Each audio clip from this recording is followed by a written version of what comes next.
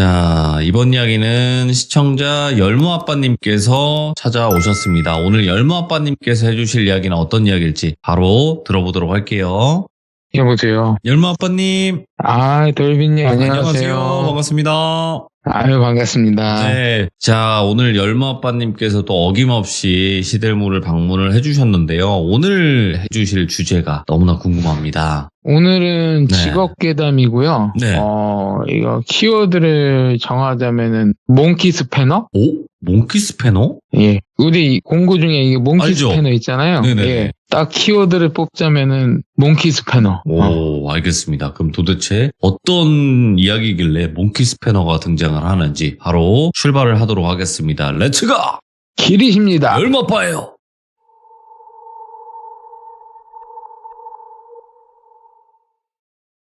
이번 시참 이야기는요, 제가 작년 1년 전에 있었던 일이고요. 지역은 특정되면 안 돼서 지역은 알려드리지 못한 점 양해 부탁드립니다. 이번 근무지는 그 공사 현장이 꽤 컸고요. 유동인구도 뭐 하루에 적어도 10,000명 이상, 그리고 차량들도 수천 대가 왔다 갔다 하는 아주 큰 현장이었는데요.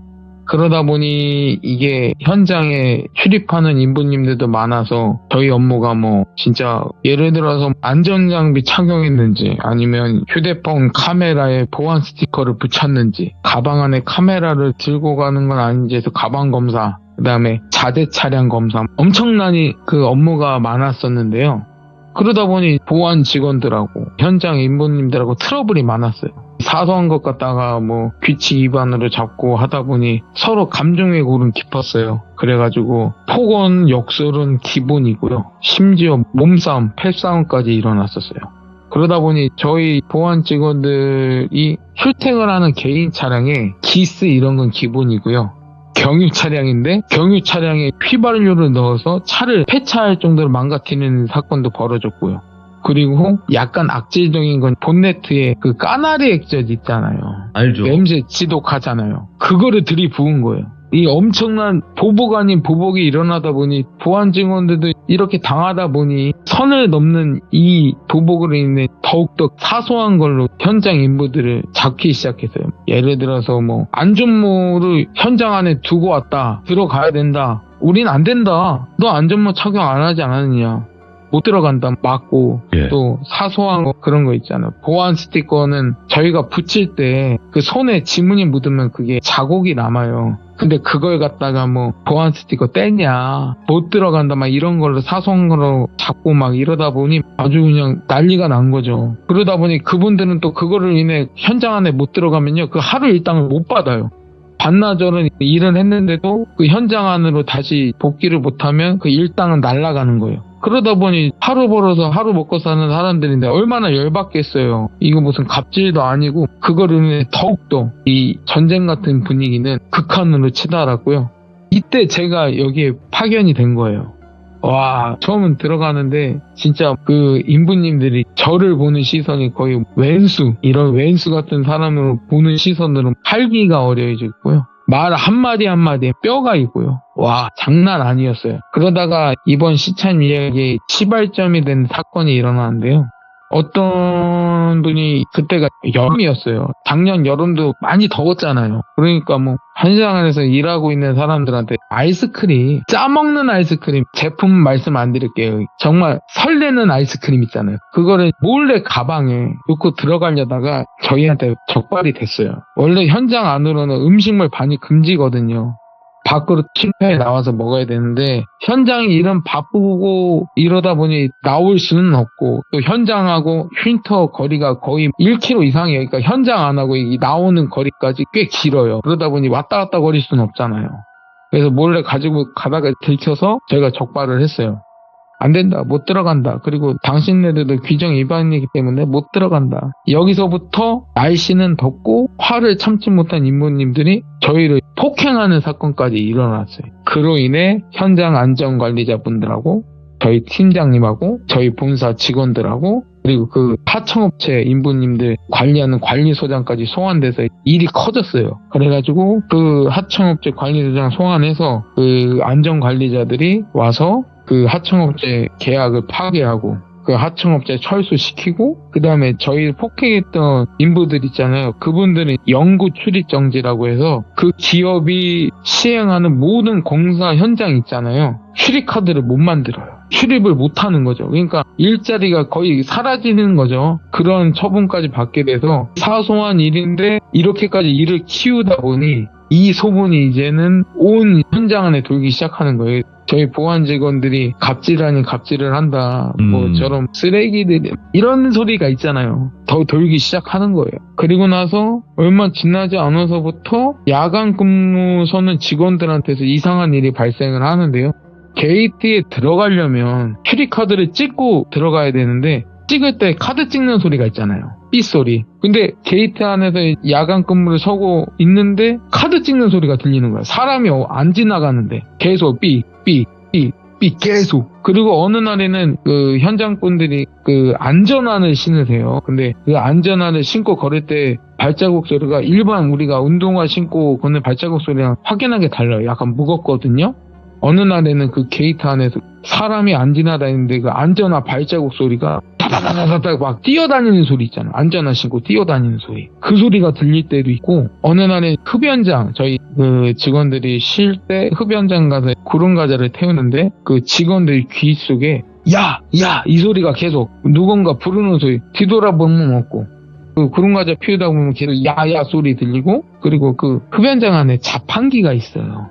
자판기에 그 동전 넣는 소리 아시죠? 계속 동전 넣는 소리가 들리는 거야. 음료수는 안 나오고 계속 동전 넣는 소리가 계속 들리는 거예요. 이러다 보니 이런 소문들이 들리다 보니 계속 근무하시던 직원들이 다른 지역으로 가겠다고 파견 신청하고, 그러다 보니 현장 업무가 그 파견 근무 신청한 분들이 신청을 하고 일을 안 나왔어요. 그러다 보니 이제 남아있는 직원들이 그 일까지 떠안게 됐는데, 쉬는 날도 반납하고 48시간 근무는 기본이고요. 저는 76시간까지 근무해봤어요. 안 쉬고. 그러다 보니 점점 힘들어지고, 그리고 나서는 이게 그냥 환청 환각만 들렸었잖아요. 근데 시간이 지나고서는 직원들이 다치는 일까지 생겼어요. 이게 그 현장 안에 자재 창고나 이런 거를 흉차를 도는데 그 철근 구조물이 있었어요. 근데 그게 아무런 이유도 없이 무너졌어요.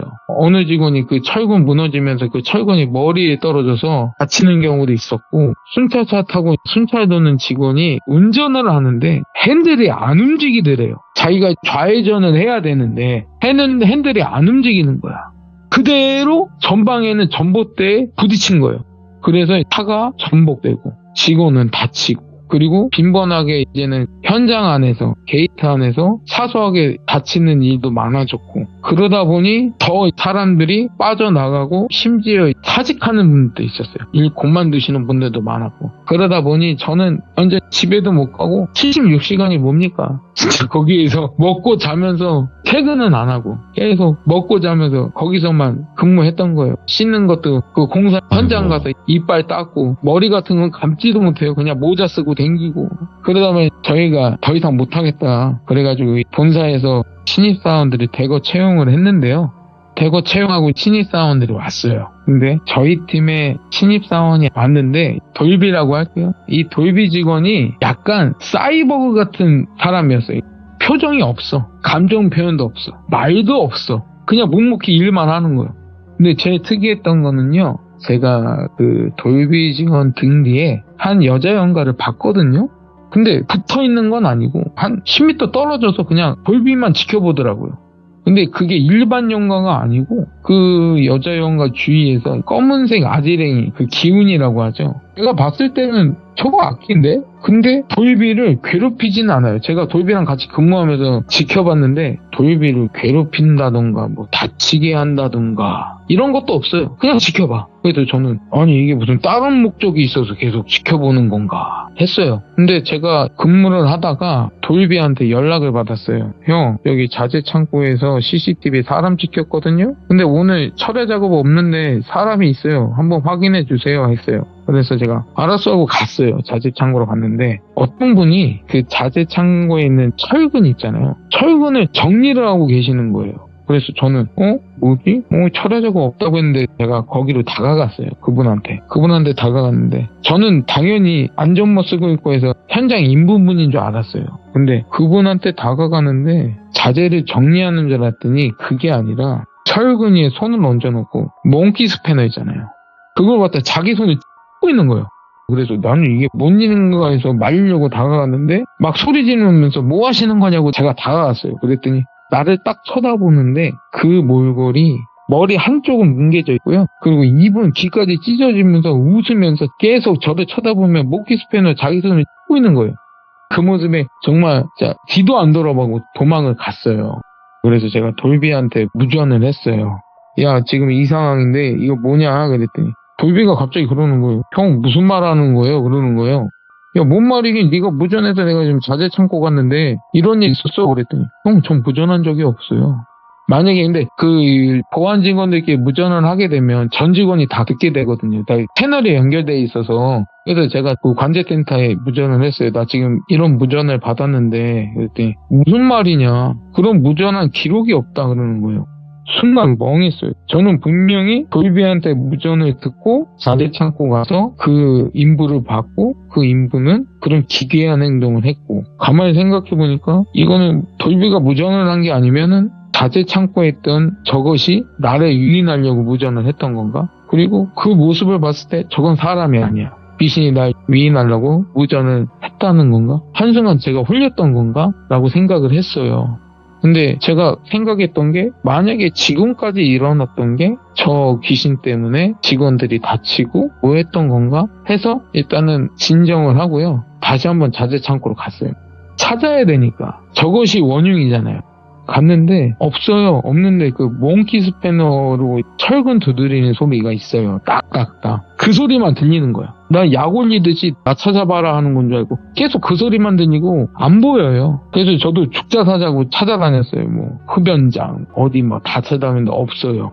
그래서 일단 복귀를 하고 다시 한번 돌비한테 물어봤어요. 야, 너 무전한 적 없냐 그랬더니 형, 너 그때 저기 사무실에서 보안일지 쓰고 있었다고. 내가 형한테 무전한 적 없다고. 아, 그러냐고 알았다고 하면서 저는 계속 제 근무 때 계속 찾아다녔어요. 예. 근데 이것이 이번에는 스스로 모습을 나타내더라고요. 나타내면서 저도 약 올려요. 약 올리면서 자기가 들고 있던 몽키 스패너 있잖아요. 그걸 저한테 던지면서 웃으면서 사라지고 예. 잡을만 하면 사라지고 스패너 던지면서 잡을만 하면 웃으면서 사라지고 열받는 거예요. 아, 이걸 어떡하지 하다가 그날에는 붙잡았어요. 붙잡고 다음 날에도 돌비랑 근무를 하는데 돌비가 갑자기 형 저 잠깐 흡연장 좀 다녀올게요. 나갔어요. 나갔는데 돌비가 갑자기 무전기로 얘 그쪽으로 이동하겠습니다 라는 무전만 들리는 거예요. 그러니까 어디로 이동한다는 소리도 없고 그냥 갑자기 저 그쪽으로 이동할게요 하고 무전을 끊는 거예요. 그래서 얘 어디 가는 거야? 그랬어요. 설마 어제도 제가 그런 일이 있었잖아요. 아, 설마 얘 또 그래서 허거지고 흡연장을 갔더니 없어요. 없고 나서 바로 현장으로 들어가는데 자재 창고에 넣고 현장을 둘러봤는데 없는데 그 현장이 6층까지 올라가 있는 상태인데 그 보면은 저희가 인부들이 타는 엘리베이터가 있어요. 엘리베이터라기보다는 승강기 개념? 그런 게 있어요. 현장에서 타고 다니는 거. 근데 그거를 타려고 돌비가 그거 앞에 있더라고요. 근데 야간에는 철회 작업이 없으면 전기를 끊어놔요. 운행이 안 되는데 돌비가 타려고 대기하는데 6층에서 그게 내려오고 있는 거예요. 전기를 끊었는데 어떻게 내려오지? 그리고 쟤는 저걸 타고 어디로 가려는 거야? 그래서 돌비한테 달려갔어요. 너 어디 가냐 했더니 무전이 왔대요. 그 관제센터에서 지금 3층 현장에 예. 사람들이 작업하고 있다고. 지금 보고된 거 철회 작업도 없는데 지금 승인받지 않는 작업하고 있다. 올라가 봐라 했다는 거예요. 그래서 너 가만히 있어봐. 무전으로 하지 않고요. 제가 직접 전화로 물어봤어요. 전화해서 CCTV 찍힌 거 있어요? 그랬더니 뭔 소리냐고. 무전했다면서요. 무전한 적 없다고. 알았다고. 우리가 착각한 것 같다고. 알았다고. 끊었어요. 끊고 나서 돌비한테 야, 무전한 적 없대. 응? 아닌데? 그러더니 저랑 같이 있을 때 무전이 들리는 거예요. 또 전화 통화를 했는데 3층에 사람이 있다. 가봐라. 계속. 엘리베이터는 내려와서 1층에 딱 도착해서 문은 열려 있고 그래서 일단 형 그래도 한번 가봐야 될 것 같은데요. 그래서 같이 가자고. 오케이, 같이 가자고. 3층에 갔어요. 3층에 도착해서 그 승강기에서 내려서 그 작업 현장으로 가봤는데 당연히 없죠. 근데 그 몽키 스패너 소리 있잖아요. 이게 벽을 두드리는 소리가 딱 소리가 들리는데 그때 갑자기 그 현장 그 철근 뒤쪽 벽 쪽에서 스패너 연가가 나타난 거야. 나타나서 웃으면서 또 자기 손을 꽂고 있는 거예요. 웃으면서. 그런데 그때 당시에 항상 지켜보던 그 돌비 뒤에 있다던 제가 연가 있다고 그랬잖아요. 연가가 갑자기 소리를 지르면서 그 스패너 연가한테 달려들더라고요. 그냥 가만히 지켜보고만 있었어요. 이때까지 뭐 괴롭히지도 않고 다른 액션을 취하지도 않았는데 달려드는 거예요. 그러더니 맨손으로 있잖아요. 그 스패너 든 손을 찢고요. 그 맨손으로 그 웃고 있던 입을요. 그냥 완전히 찢었어요. 그러고 난 다음에 그 스패너 연가는 사라지더라고요. 그래서 저는 없어졌구나. 그러고 난 다음엔 또 그 연가는 아무 일 없다는 듯이 또 돌비 뒤에서 가만히 지켜보고만 있어요.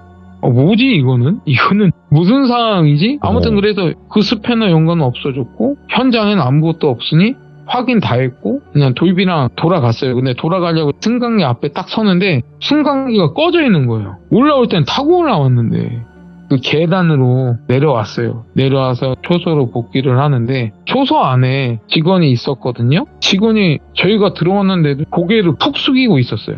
그리고 혼잣말로 막 뭐라고 중얼거리는데 못 알아듣겠어요. 그랬더니 제가 다가갔어요. 우리 복귀했다고 뭐하냐고 딱 그 사람한테 다가가는 순간 그 직원 손에요. 어디서 구했는지 모르겠는데 몽키 스패너가 있는 거예요.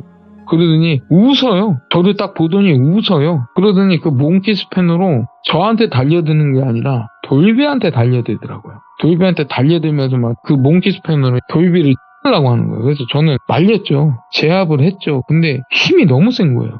그러다가 제압을 하다가 그 휘두르는 몽키 스패너에 돌비가 머리를 맞았어요.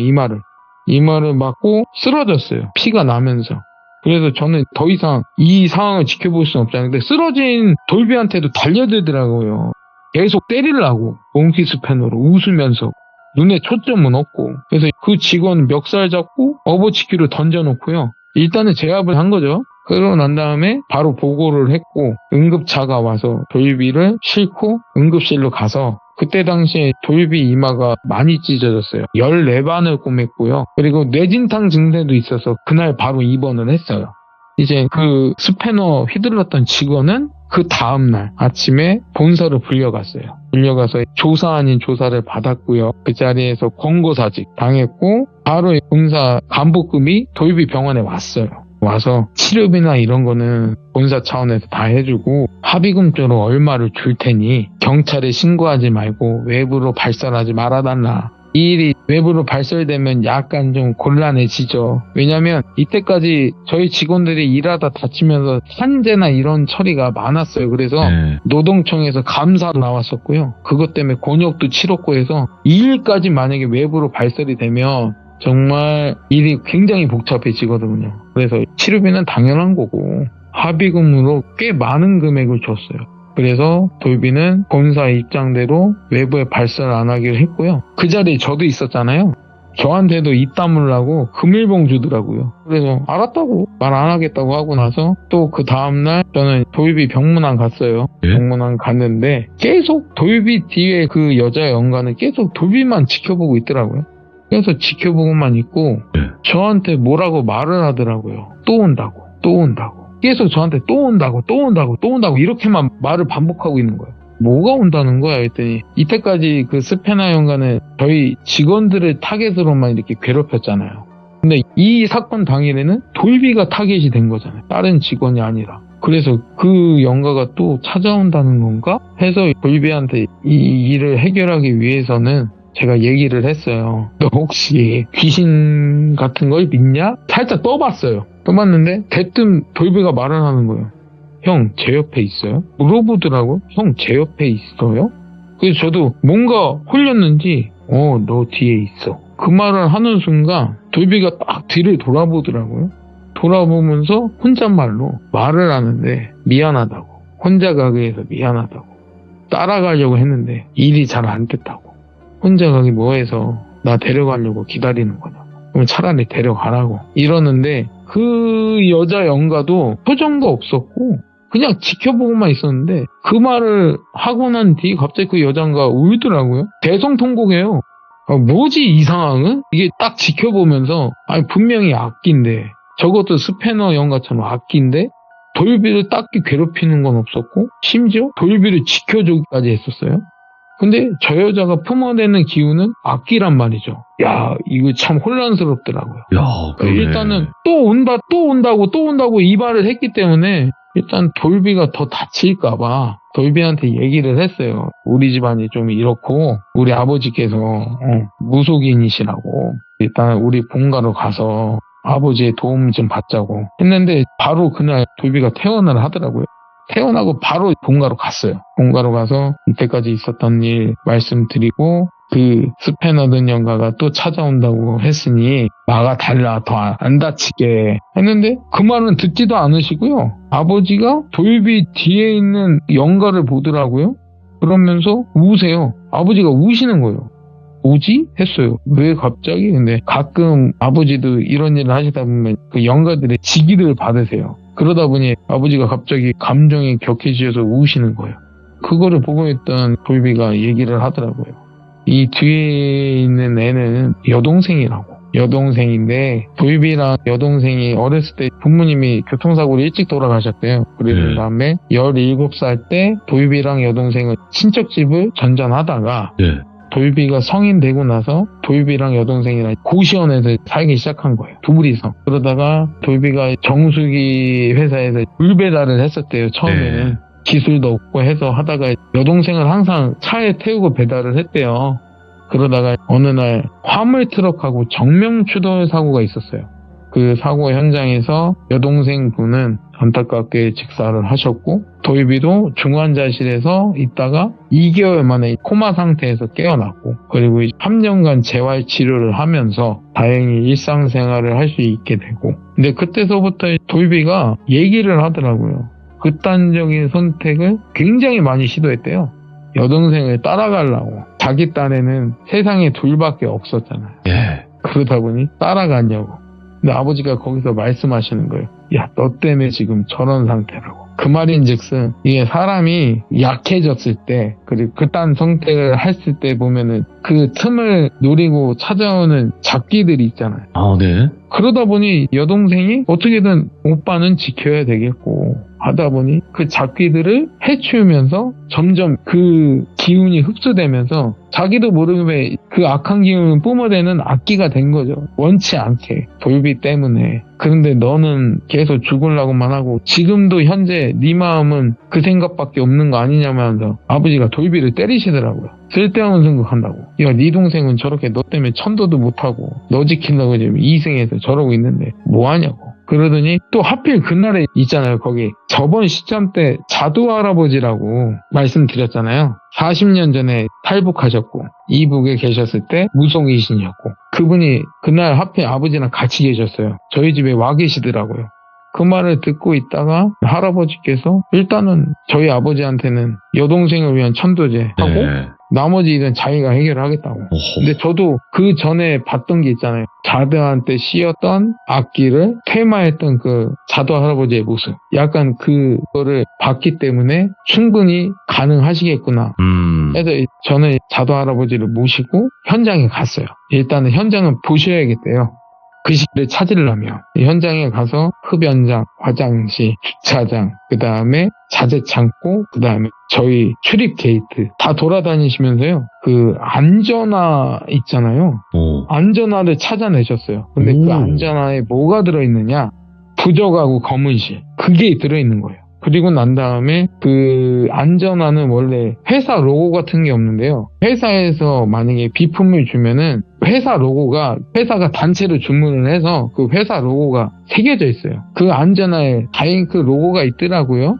범인이 누구인지는 알게 된 거죠. 바로 팀장님한테 연락했어요. 와보시라고. 와서 그 현장을 보여드렸어요. 그 안전화하고 부적하고 검은실하고 바보라고. 얘네 회사. 얘네 때문에 지금 우리가 이런 꼴을 당하는 거라고. 이 회사는 당연히 그 전에 그 직원들하고 몸싸움을 통해서 쫓겨났던 그 하청업체, 그 업체였어요. 당연하게. 그 다음에 그거는 본사한테 따로 보고가 들어갔고 저희는 그 안전화랑 부적이랑 검은실을 챙겨서 다시 본가로 갔어요. 본가로 가서 아버지한테 보여드리며 그 아버지는 그거를 한 대 모아놓으시고 방울을 막 흔들기 시작하셨어요.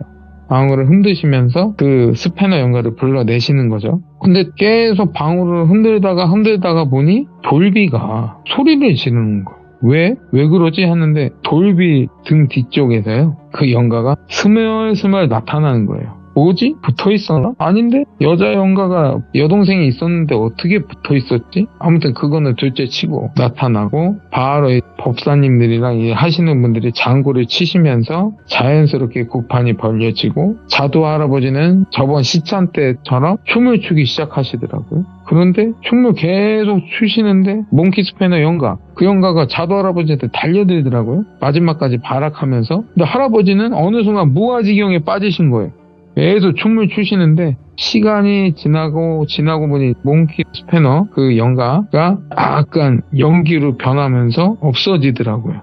없어지고 바로 그 자리에서 아버지가 안전화랑 부적이나 검은실에 기름 부으시면서 바로 불태우시고 거기서 그 몽키 스패너 연가는 일이 끝이고 그 다음에 마지막으로 돌비 여동생이 원래는 그런 연가가 아니었지만 악기로 변했잖아요. 업이 쌓인 거죠. 그럼에도 불구하고 아버지는 천도를 시키기 위해 천도회를 지내셨어요. 굉장히 열심히. 그리고 아버지가 돌비 여동생의 그 옷을 마련하셨고 그 옷을 태우면서 여동생은 그 옷을 입고 마지막으로 돌비를 안아주고 하늘을 올라갔어요. 무사히. 그 후에 아버지가 다시 돌비를 부르시고 다시 한 번만 더 쓸데없는 생각하면은 내가 찾아가서 죽인다고. 응원 아닌 협박을 하시고 저랑 돌비는 다시 복귀를 했고요. 그리고 그런 짓을 한 그 하청업체 있잖아요. 그 업체는 그 기업이 시행하는 모든 공사 또는 그 기업과 연관되어 있는 현장 그 하청업체는 절대 못 들어오게 손을 써놨고 저희들도 그 하청업체에 속해 있던 그 인부들 있잖아요. 아직 그 현장에 남아 있었어요. 몇몇은. 약간 쫌생이처럼 보일 수 있겠지만 약간 보복을 했죠. 이때까지 당한 게 있기 때문에. 그러면서 그런 일을 다 마무리하고 그 이후서부터는 몽키 스패너 연가나 뭐 직원들이 다치거나 그런 일은 없었어요. 다행히. 근데 제가 이번 현장에서 겪으면서 보복 아닌 보복이 또 다른 보복을 낳는다. 이게 감정의 골이 깊어지다 보니 보복을 하면서 이게 보복이 선을 넘으면서 이런 사람을 다치게 하고 이런 저주까지 비방까지 이게 난무하는 이런 보복이 사소한 보복이 거의 사람 목숨까지 노린 보복이 된 거죠. 근데 제가 현장을 일해보면서 인부님들이 느끼기에는 저희가 이제 보안 검색이나 이런 거 할 때 보면은 딱 지적하거나 그럴 때 보면은 그 인부님들은 저희가 갑질한다고 생각할 수도 있고 저희는 저희 일을 하는 건데 그 인부님들이 협조 안 하면은 서로 기분이 나쁘니까 트러블이 당연히 생기고 하다 보니 유도리 있게 넘어갈 수 있는 일도 이렇게 사소한 일도 크게 벌려서 보복하게 되고 정말 이게 사람들이 일하면서 감정의 골이 격해지다 보니 이 보복이라는 게 참 무섭죠. 엄청나게 엄청나게 무섭더라고요. 그래서 저는 끊어야 돼. 저 그 이후서부터는요 절대 안 해요. 제가 당해도 그러니까 저도 몇 번 당했거든요. 그 아까 말씀드렸잖아요. 그 본네트 까나리 액젓 누가 부었다고. 그거 제가 당한 거예요. 그래서 아이고. 그런데도 앞으로 제가 요즘에는 일하면서 그런 일이 있긴 있어요. 뭐 보복 당할 때도 있고 차가 기스날 때도 있고 한데 이런 일 겪으면서 저는 그냥 넘어가기로 했어요. 얼마나 원망이 많으면 이렇게까지 하려나. 그치. 정말 이번 현장에서는 정말 일이 너무 많았어요. 사람 다치는 일도 있었고, 그렇죠. 제 차가 폐차되는 일도 있었고, 제 차가 정말 진짜 그 뽑은 지 얼마 안 됐거든요. 정말 안타까웠습니다. 뭐 직원들이 다치는 것도 안타까웠고 돌비 사정도 안타까웠지만 제 차가 너무 안타까웠습니다. 아이고 오늘 열마아빠님께서 또 복수를 낳는다고 계속 반복되는 맞아요. 키워드를 그렇게 전했어야 돼요. 복수는 계속, 복수를 낳는다. 계속 반복되는데 오늘 그 이야기를 또 잘 풀어서 이야기를 들려주셔서 너무 감사드리고 열무아빠님의 이야기를 너무나 잘 듣고 있는 저와 또 시청자분들을 위해서 앞으로 또 많은 이야기들 들려주시길 바라겠습니다. 감사해요. 예, 감사합니다. 네. 자, 여러분들 안녕하십니까. 이번 이야기 시청자 열무아빠님께서 시들무에 찾아와 주셨습니다. 그리고 일단은 중요한 것은요, 제가 눈병이 좀 많이 심하게 걸렸습니다. 그래서 선글라스를 끼고 건방지게 방송을 진행하는 점은 양해 부탁드리도록 하겠습니다. 자, 그러면 바로 출발을 해보도록 할게요. 여보세요. 열무아빠님, 돌비님. 저 눈병 걸렸어요. 요즘에 건강관리를 어떻게 하시는 겁니까? 이 보약이라도 사드려야 되나, 이거? 저 그래서 오늘부터 철저하게 관리 중입니다. 네. 제발 건강하시길 바라겠습니다. 아유, 감사합니다, 열무아빠님. 자, 오늘 열무아빠님께서 이렇게 찾아와 주셨는데, 오늘 해주실 이야기가 있을 것 같은데, 주제가 따로 있을까 궁금하긴 합니다. 오늘의 키워드는 김장독. 김장독? 네. 오, 알겠습니다. 자, 그러면 김장독에 도대체 무슨 일이 있었는지 바로 출발을 해보도록 하겠습니다. 렛츠가! 길이십니다. 열무아빠요!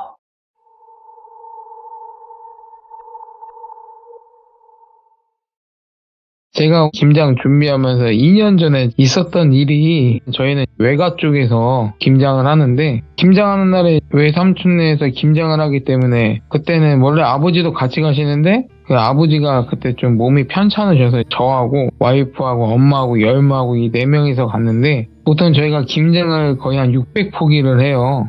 와, 그때 진짜 제가 운동을 했지만 차라리 운동하는 게 더 쉬울 정도로 그 600포기 막 소금에 절이고 다시 씻고 옮기고 하는데, 김장 끝나고 나서는 외삼촌이 그 항아리에 김장독을 묻으세요, 항상. 그래서 김장독을 묻으려고 하는데 동네 그 이장님께서 오셔갖고 자기네 고추밭 뒤쪽에 산이 있는데 그 산 속에 보면 거기 나무들이 많아서 김장독 눕기가 좋을 거라고 하셔서 이장님이랑 같이 갔어요. 그 고추밭으로 가서 경운기 세워놓고 외삼촌이랑 저랑 김장독을 거기 산 쪽으로 옮긴 다음에 이장님이 정해주신 데 대해서 땅을 파기 시작을 했어요. 묻으려면 좀 땅을 깊게 파야 되거든요. 그래서 딱 땅을 파고 있는데 이 삽에 뭐가 딱 걸리는 거예요. 삽으로 툭툭 쳐보니까 돌은 아닌 것 같아. 그래서 일단 그 주위를 파갖고 그걸 꺼냈거든요, 삽에 걸린 거를. 근데 보면 이게 나무 괴짝이라고 해서 예전에 사과나 이런 거 나무 괴짝에 이렇게 담는 그 괴짝이 있잖아요. 그러니까 나무로 된 박스라고 생각하시면 돼요. 그게 딱 나오는 거예요. 근데 그 안에 그 망치 가방이라고 해서 끼다란 가방 있잖아요. 저는 그 망치 가방이라고 불리는데 그 괴짝 안에 망치 가방이 딱 들어있는 거예요. 그래서 뭐야 해서 꺼내놨어요. 꺼내놨는데 이장님은 오시더니 괴짝을 뜯으세요. 뜯고 가방을 꺼낸 다음에 싹 여세요. 열었는데 아직도 지금 그거 기억하면 약간 소름 돋아요. 그 안에 뭐가 있었냐면 백골 아시죠? 순간 영화에서 보면 벌포탄 그 백골이 있는데 영화에서 보면 소리 지르고 그러잖아요. 그걸 처음에 딱 봤을 때는 사람들이 모두 얼어요. 움직이질 못하고 아무 생각도 안 들고 그냥 정지화면처럼 얼었다가 순간 옆에서 이장님이 소리를 지르시는 거야. 그래서 순간 정신이 돌아와서 바로 핸드폰 꺼내서 경찰에 신고를 했어요. 지금 여기 어디 마을인데 이쪽에서 이게 발견이 됐다. 그래가지고 경찰이 와서 폴리스 라인 치고 주위에 또 다른 게 없는지 수색을 하고 저하고 이장님하고 외삼촌 경찰들 오셔서 저희한테 진술을 받으시더라고요. 저희가 처음부터 어떻게 했고 어떻게 발견하기까지 여기엔 어떻게 왔는지 뭐 때문에 왔는지 그러고 나서 구급차나 이런 게 와서 백골화된 가방을 들고 가시더라고요. 그러고 난 다음에 저희는 다시 외삼촌네로 복귀를 했고 그 다음날 경찰서에서 저희를 부르더라고요. 또다시 부르셔서 갔어요. 갔더니 다시 조서를 꾸미시는데 또 있었던 일을 똑같이 말씀드리고 형사분께서 말씀하시기를 이게 7세에서 9세 사이 가량의 아이의 백골이래요. 자기네들이 감식을 해봤더니 근데 뭐 특별한 외상은 없고 근데 이게 지금 실종자 아동 데이터에 비교를 해봐도 일치하는 게 없고 해서 이게 조금 사건이 오래 걸릴 것 같다 하시더라고요. 그리고 폴리스 라인 친 데는 당분간은 출입을 하지 마셔라. 아직 수사 중이니까. 그래서 알았다고 하고 다시 집에 돌아왔는데 외삼촌의 그 마을은 약간 공포에 휩싸인 분위기 있잖아요. 자신들이 사는 마을에 그런 게 발견이 됐으니 엄청 공포스러워 하시는데 대부분 평균 연령대가 거의 70세 이상이시라 그러고는 그냥 넘어갔어요. 어르신들만 사시니까. 그날부터 그 마을에서는 약간 이상한 일이 발생됐다고 하시더라고요, 외삼촌께서. 예. 외삼촌이 말씀하시기를 저희가 경찰서 다녀온 날 그날 밤부터 고라니 우는 소리 아시죠? 소리 약간 꽥꽥 지르는 듯한 그 고라니 소리. 밤에 갑자기 그 소리가 들리는데 일반적으로 고라니가 내는 울음소리가 아니라 이 고라니가 뭔가 공격당해서 막 공포에 질린 듯한 그 울음소리? 아무튼 그런 울음소리가 들렸다가 다음날 이제 마을 사람들이 이장님한테 왔나봐요. 그래서 이장님이 외삼촌하고 같이 그 개짝이 발견될 때를 갔는데 고라니 4마리가 죽어 있었대요. 그 마을 그 고추밭 근처에 그 또랑에. 근데 띄울린 데가 없어. 외상이 없어. 그냥 몸이 굳어서 사체로 발견이 된 거예요. 근데 외삼촌은 어젯밤에 그 소리를 들으셨잖아요. 그래서 이상하다 하고 난 다음에 그 다음 날에는 뭐냐면 그때 김장철이라 가을 추수가 다 끝나고 정리할 시기라 마을 분들도 농사를 마무리 지으려고 바삐 움직이시는데 그 고추밭 가시는 길에 그쪽에 또 멧돼지가 죽어 있었다고 하더라고요. 외삼촌이 말로는 멧돼지가 한 4마리가 죽어 있었는데 이 고라니처럼 똑같아. 외상은 없어. 피도 흘린 적이 없어. 그냥 굳어서 죽어 있는 거예요.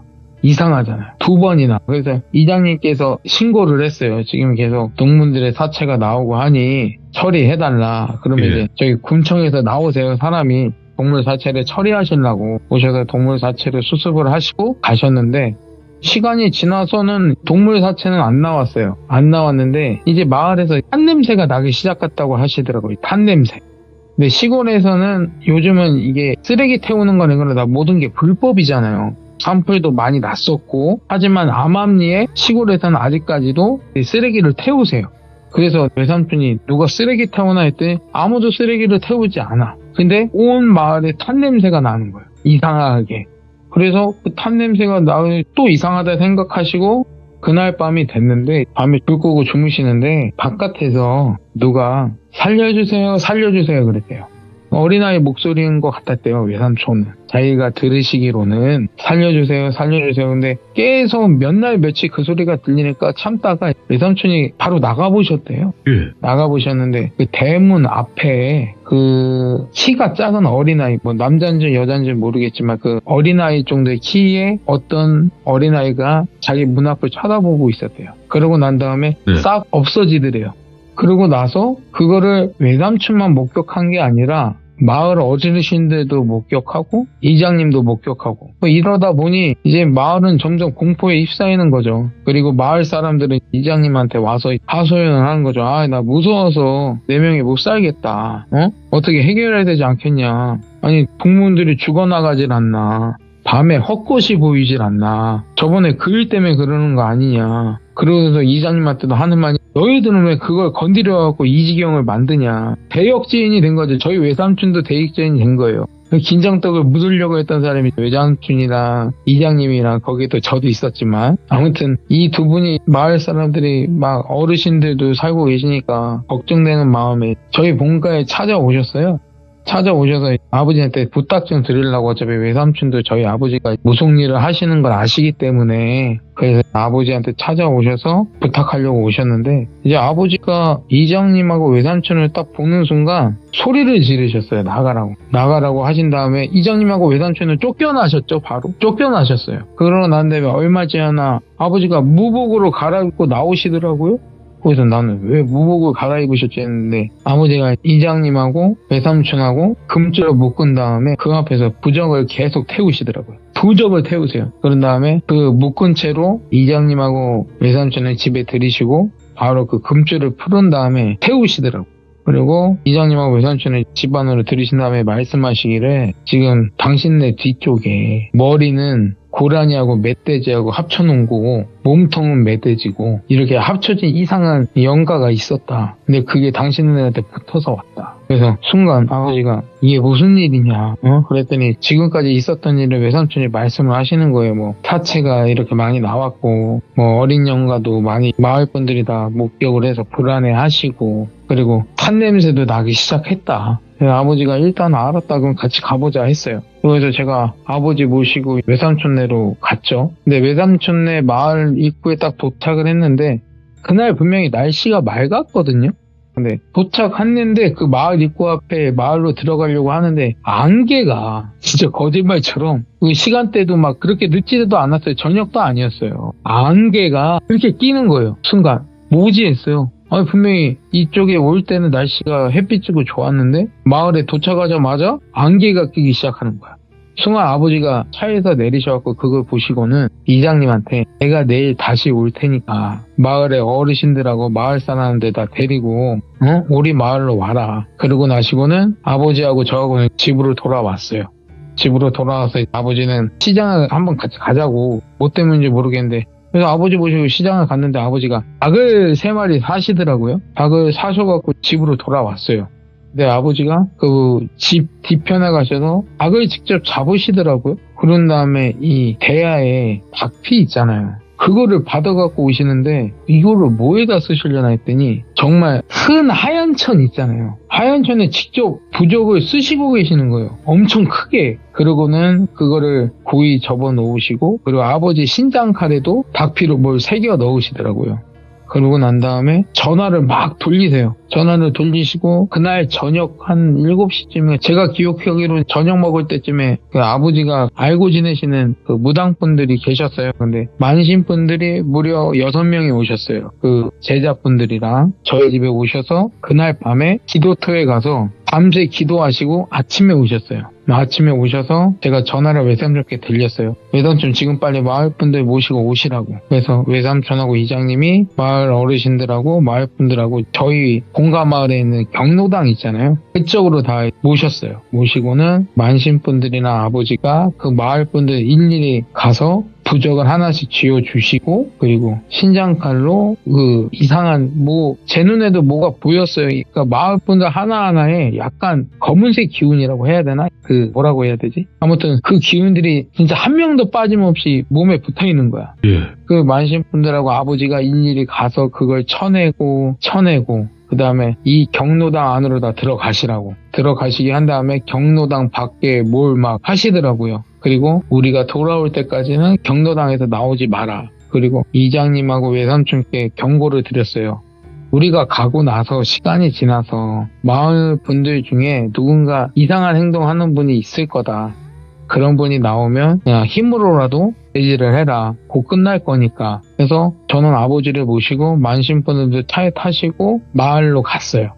근데 그때처럼 또 안개가 끼는 거예요. 분명히 날씨는 좋았는데. 그리고 그때는 거의 아침이었어요. 아, 이건 또 뭐지? 이번에도 돌아가네 했더니 만신 6분이 내리시더라고요. 그리고 저희 보고는 오지 말래요. 그러고는 그 안개를 뚫고 그냥 터벅터벅 가세요. 그냥 가는데 얼마 지나지 않아 그 동물 괴성 소리 있잖아요. 아무튼 이게 동물 소리였는데 약간 괴성이었어요. 막 들리는 거예요.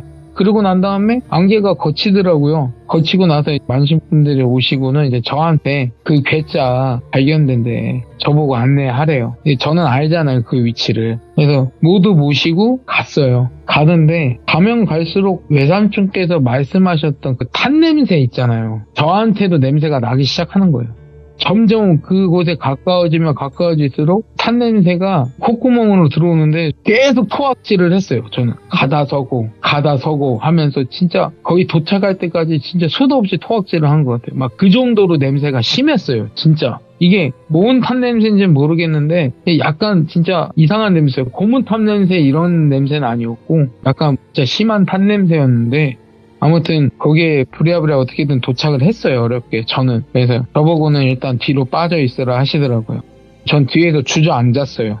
토악질을 하다 보니까 짐 빠져갖고 그냥 맨바닥에 주저앉고 만신분들이 그 대짜 그 파는 구덩이는 그대로 있었거든요. 메우질 않았더라고요. 경찰 측에서. 아무튼 그 폴리스 라인을 넘어서 그 6분이 들어가시는데 그 대짜 발견됐던 구덩이 주위에 둘러서시더라고요. 그랬는데 거기서부터 만신분들께서 뭘 하시는데 순간 외삼촌이 받아던 그 어린아이 같은 영혼? 근데 제가 딱 봤을 때는 한 7살 정도의 남자아이였어요. 그냥 평범한 티셔츠와 실버 바지. 예. 이분은 어린아이 영가가 딱 나타났는데 나타나자마자 아버지가 다가가시더라고요. 다가가서 말을 거셨어요. 이 할아버지들하고 같이 가면 좋은 데로 올려보내줄 테니까 가자고 맨 처음에는 설득을 하시더라고요. 근데 이 아이가 대답은 안 하고 웃어요. 근데 웃는데 모습이 점점 바뀌어요. 이 어린아이가. 아, 네. 변하더라고. 근데 그 변한 게 뭐냐면 그 저희 집에 왔을 때 그 외삼촌하고 이장님 뒤에 붙어있던 그 기괴한 모습에 동물 연가로 변하더라고요. 그러면서 막 만신분들 물러 뜯으려고 달려들려고 하기도 하고 하악질도 하고 하는데 그냥 만신분들은 당황하지 않고 계속 몰아붙이시더라고요. 몰아붙이시면서 순간 저 마을 뒤쪽에 있는 산에서 동물 괴성 소리가 막 들리는데 그 산 쪽에 시골 마을에 보면 들개들이 많아요. 들개들이 막 만신분들한테 달려드는 거예요. 근데 아버지가 그걸 예상하셨나 봐. 뒤에 엽사분들이라고 해서 그 나라에서 활약한 사냥꾼 분들을 엽사라고 하시잖아요. 그 엽사분들이 엽총을 쏘시면서 막 다가오시는 거예요. 근데 보통 이 들개들이나 동물들은 이게 총소리 들으면 달아나잖아요. 안 달아나. 계속 덮치려고 계속 다가오는 거예요, 만신분들께. 어쩔 수 없어서 그 엽사분들이 안타깝게 들개들을 쐈죠. 일단은 만신분들은 지켜야 하니까. 근데 그 들개들을 나중에 제가 봤는데요. 이상해. 보통 강아지가 무지개 다리를 건너거나 하면은 그 눈동자가 흰자만 나올 순 없잖아요. 네. 흰자만 있다고 생각하시면 돼요, 눈이. 그러니까 그 들개들이 흰자만 있었어. 나중에 그 엽사분들이 그 모든 일이 끝나고 동물 사체를 처리하는데 저희가 봤잖아요. 눈이 다 흰자만 있었어, 강아지들이. 안타깝게. 그러면서 일단은 엽사분들이 어떻게든 그 들개들을 처리해 주시고 마지막으로 아버지가 한 번만 더 물었어요. 안 갈 거냐 했더니 그 어린아이가 웃으면서 살려주세요. 살려주세요. 계속 이 소리만 하는 거야. 웃으면서 살려주세요. 그런데 도저히 안 되겠다고 판단을 하셨는지 어제 집에서 아버지가 직접 닭을 잡으시고 그 부적을 쓰셨다고 하셨잖아요. 하얀 천에. 그거를 꺼내들면서 그 괴짝 구더기 안에 그 부적을 넣으시더라고요. 넣으시면서 어쩔 수 없다고 내가 너 좋은 데로 보내주려고 했는데 네가 여기서 계속 있으면 사람들이 다칠 거고 죽을 거고 이 마을도 이 산도 다 버릴 거라고 일단 마지막으로 한 번만 더 묻겠다고 같이 가자고 했더니 그 어린아이가 계속 그냥 웃으면서 살려달라고만 하는 거예요. 안 되겠다 해서 만신분들하고 그 부적 안에 봉인을 하려고 본격적으로 구판을 벌이시는데 계속 이 어린아이가 그 기괴한 동물 연가 모습으로 바뀌었다가 어린아이 연가로 바뀌었다가 이거 계속 무슨 변신하는 것도 아니고 왔다 갔다 하다가 시간이 얼마 지나지 않아서 그 모습이 옅어지더라고요. 연가의 모습이. 아 이거 소멸되는 거 아닌가 했더니 나중에는 완전히 사라졌어요. 그 모습이. 그 사라진 게 아니라 지금 만신분들도 다 계시지만 소멸을 못 시킨대요. 그 기운이 너무 강해서 봉인만 가능하다. 소멸은 절대 안 된다 하시더라고요. 어찌됐든 간에 만신분들하고 봉인을 하시고 그 천을 갖고 그 예전에 제 시참에 등장했던 저희 작은아버지가 배를 타신다고 하셨잖아요. 그 자연인 그분한테 갔어요. 그 바닷가에 가서 그 천을 다시 항아리에 넣고 다시 구슬하시면서 봉인을 다시 하시더라고요. 그 자리에서 한 다음에 저희 작은아버지한테 사람이 안 사는 무인도 아는 데 있냐 했더니 있대요. 사람도 안 살고 어부들도 안 가고 아예 발길이 끊긴 데가 있대요. 그거는 제가 지역이 특정될 수도 있으니까 말씀은 안 드릴게요. 아무튼 섬이 있대요. 그쪽으로 가자. 그래서 이제 만신분들 모시고 아버지하고 저하고 작은아버지가 오고 배 타고 갔어요. 가서 그 섬에 도착을 했는데 이제 배 대기도 힘들었어요. 왜냐면 선착장 자체도 없고 무인도다 보니 그래서 어렵게 일단은 그 섬 뒤편으로 해서 배에서 내렸어요. 그다음에 그 항아리도 내려서 그 만신분들하고 아버지하고 저하고 아버지가 그 항아리를 같이 들고 그 섬 꼭대기에 가서 제가 땅을 다시 팠어요. 땅을 파서 거기 봉인된 항아리를 넣고 다시 땅으로 덮고 거기서 다시 만신분들이 봉인 의식을 하시더라고요. 하시고 나서 모든 게 끝났고 마을로 돌아갔어요. 돌아가서 경로당에 딱 도착을 했는데 외삼촌하고 이장님께서 완전 진이 빠진 상태로 막 나뒹굴고 계시는 거예요. 제가 그랬어요. 외삼촌 왜 그러시냐고 했더니 우리가 떠나자마자 얼마 지나지 않아서 어떤 할아버지, 할머니, 가릴 것 없이 모든 분들이 한 번씩 발작을 했대요. 막 뛰쳐나가려고 하고 누구는 동물 흉내 내면서 네 발로 기는 분도 있었고 그 경로당 안에서 우리가 가고 나서부터 근데 그거 말리느라 아주 진이 빠지신 거죠. 그래서 아버지는 다행히 원흉을 찾아서 없애긴 했으니 뭐 사시는데 아무 지장이 없을 거고, 여러 가지 주의사항을 알려줬는데 그땐 제가 잘 못 들었어요. 기억은 안 나는데 아이고. 아무튼 그러고 나서 이제 모든 일이 끝나고 아버지한테 여쭤봤어요. 아버지 그 영가 정체 아시냐고. 근데 아버지가 그거를 준비하시면서 화경을 보셨는데 이 아이가 부모님한테 버림을 받고요. 이 어린 아이가 버림을 받고 잘 데가 없었던 거야. 없었는데 때마침 그 동네에 철거촌이 있어서 그 철거될 건물에 들어가서 잠을 잤대, 그 어린 아이가. 잤는데 이제 그 철거가 시작되면서 그 철거하는 용역들이 그 어린아이가 있는 줄 모르잖아요. 모르면서 철거를 시작한 거야. 네, 건물을 부수다 보니까 순간 어린아이가 발견이 됐는데 이미 늦은 거죠. 이제 안타깝게 그 무너진 건물로 인해서 아이는 목숨이 잃었고, 그 철거하는 업체는 이게 소문이 나면 이제 철거 자체가 중단이 되잖아요. 어찌됐든 간에 그 사람이 사망하는 사건이니까 그거를 또 숨기려고 그 망치 가방이라고 거기다 아이를 넣은 거야. 넣고 괴짝에다가 다시 넣고 우리 외삼촌 마을까지 온 거죠. 오고 그냥 산 쪽에다가 아무데나 그냥 묻고 간 거예요. 그 아이를 묻고 가다 보니까 또 그 사이에 얘도 시간이 흘러서 이제 저희가 그거를 꺼내게 됐죠. 근데 꺼내게 되면서부터 이 아이가 억울하게 죽고 막 이런 게 쌓이다 보니까 원한이 얼마나 강했을 거예요. 아버지가 만약에 우리가 가지 않았으면 그 원한으로 인해 마을 사람들이나 아무튼 이 마을 근처가 모두 초토화 됐을 거다. 모두 죽었을 거다. 그만큼 강했고 소멸도 못 시킬 정도로 그 기운은 어마어마했다. 하나의 신 같은 기운이었고 아버지도 만신분들도 감당해내지 못했을 거다. 라고 말씀을 하시더라고. 아무튼 이 얘기를 들으면서 한편으로는 이게 김정동 묻으려다가 이상한 걸 찾아서 이런 일이 벌어졌지만 그 아버지 말씀 듣고 나니 저도 열무를 키우는 입장이잖아요. 애 아빠잖아요.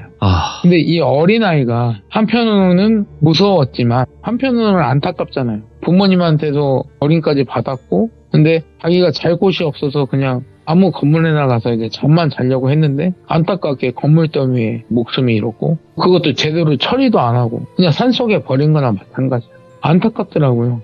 아버지 그러면 뭐 위령비라도 이렇게 세워놓고 달래주면 안 되냐. 예. 아니면 아버지가 그거를 봉인한 걸 갖고 와서 우리 선산에다가 두고 원한이 풀릴 때까지 그 기운 누르면 되는 거 아니냐고 내가 말씀을 드렸어요. 너무 안타까우니까. 아니 왜 그걸 무인도까지 가서 사람이 없는 데까지 가서 그것을 묻고 오냐. 내가 따졌어요, 아버지한테. 근데 아버지가 하시는 말씀이 안 된대요. 이거는 악신도 아니고 그냥 거의 악덩어리라고. 이 어린아이가 가지고 있는 게 어마어마하다고. 저희 집안에서 모시는 신령님이나 아니면 만신께서 모시는 만신께서도 그 기운을 감당하지 못한다. 간신히 봉인한 거지. 만약에 아버지 혼자서 가셨으면은 아버지가 감겨서 큰일 나셨을 거래요. 그래서 아싸리 그냥 사람이 없는데 이 어린아이가 봉인이 나중에라도 풀리더라도 해코지 못하는데 이런 데에다 봉인하는 게 낫다고 그렇게 하셨다고 하더라고요. 오늘도 이제 아버지한테 여쭤봤어요. 그냥 퉁명스럽게. 아버지 2년 전에 이런 일이 있었는데 그 아이 기운이 조금은 풀리지 않았을까요? 여쭤봤어요. 그랬더니 아직까지는 아니래요.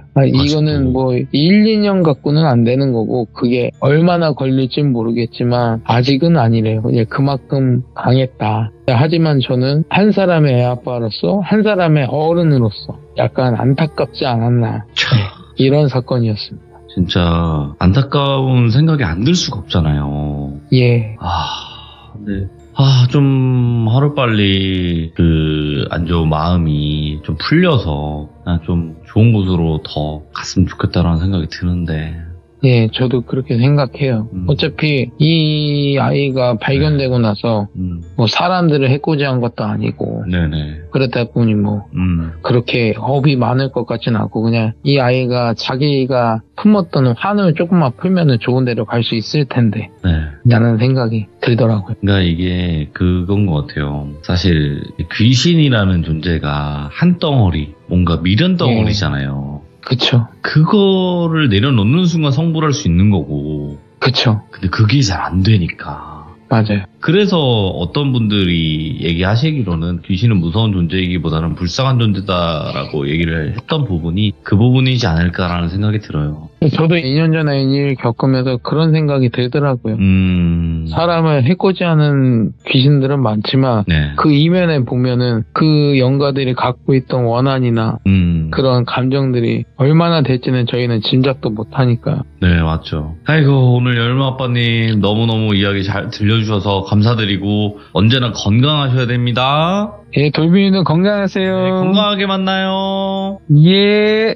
자, 오늘 열무아빠님께서 들려주신 이야기도 섬뜩한 부분이 분명히 있었지만 거기에서의 오는 또 안타까움도 분명히 묻어 있었거든요. 그래서 오늘 들려주신 이야기도 너무나 듣기 힘든 이야기였고 잘 들었습니다. 그리고 우리 귀족님들께서도 이런 비슷한 일 아니면 더 심한 경우도 있었으면 언제든지 제보 부탁드리도록 하겠습니다. 감사합니다.